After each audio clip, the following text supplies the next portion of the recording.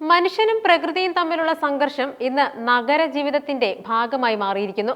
തങ്ങളുടെ കാടുകൾക്കിടയിൽ തങ്ങളുടെ ആവാസ വ്യവസ്ഥ നഷ്ടപ്പെട്ട പക്ഷികളും പ്രാണികളും പലപ്പോഴും മനുഷ്യൻ പണിതുയർത്തിയ കൂറ്റൻ കെട്ടിടങ്ങളിൽ അഭയം പ്രാപിക്കാറുണ്ട്. മുംബൈയിലെ ഒരു ആഡംബര ഫ്ളാറ്റിൽ നടന്നതും ഇപ്പോൾ സോഷ്യൽ മീഡിയയിൽ വലിയ ചർച്ചകൾക്ക് വഴി തുറന്നതും ഈ സംഭവമാണ്. ഒരു വിനോദ വീഡിയോ എന്ന നിലയിൽ പങ്കുവെക്കപ്പെട്ട ദൃശ്യങ്ങൾ ഇന്ന് പ്രകൃതി സംരക്ഷണത്തെക്കുറിച്ചും നഗരങ്ങളിലെ കീടനിയന്ത്രണ മാർഗങ്ങളെക്കുറിച്ചുമുള്ള ഗൗരവകരമായ സംവാദമായി മാറിയിരിക്കുന്നു. മുംബൈയിലെ ഒരു ബഹുനില കെട്ടിടത്തിന്റെ 31ാം നിലയിലാണ് സംഭവം നടന്നത്.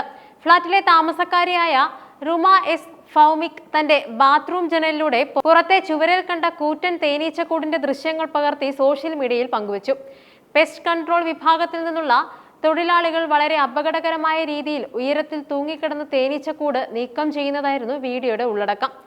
ആദ്യ നോട്ടത്തിൽ സാഹസികമെന്ന് തോന്നുന്ന ഈ വീഡിയോ ചുരുങ്ങിയ സമയം കൊണ്ട് 2 മില്യണിലധികം ആളുകളാണ് കണ്ടത്.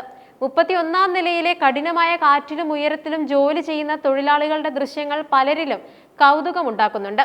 എന്നാൽ റുമ പങ്കുവെച്ച രണ്ടാമത്തെ വീഡിയോ പുറത്തു വന്നത് ഈ സാഹസികതയുടെ മറ്റൊരു വശം വെളിപ്പെട്ടു. നിർമ്മാണം പൂർത്തിയായ ശേഷം റുമ പങ്കുവെച്ച വീഡിയോ ഫ്ളാറ്റിന്റെ തറയിൽ കുന്നുകൂടി കിടക്കുന്ന ഫോട്ടോ തേനീച്ചകളുടെ ദൃശ്യങ്ങളായിരുന്നു. പുകയും രാസവസ്തുക്കളും ഉപയോഗിച്ചുള്ള നീക്കം ചെയ്യൽ പ്രക്രിയയിൽ തേനീച്ചകൾ കൂട്ടത്തോടെ ചത്തൊടുങ്ങുകയായിരുന്നു.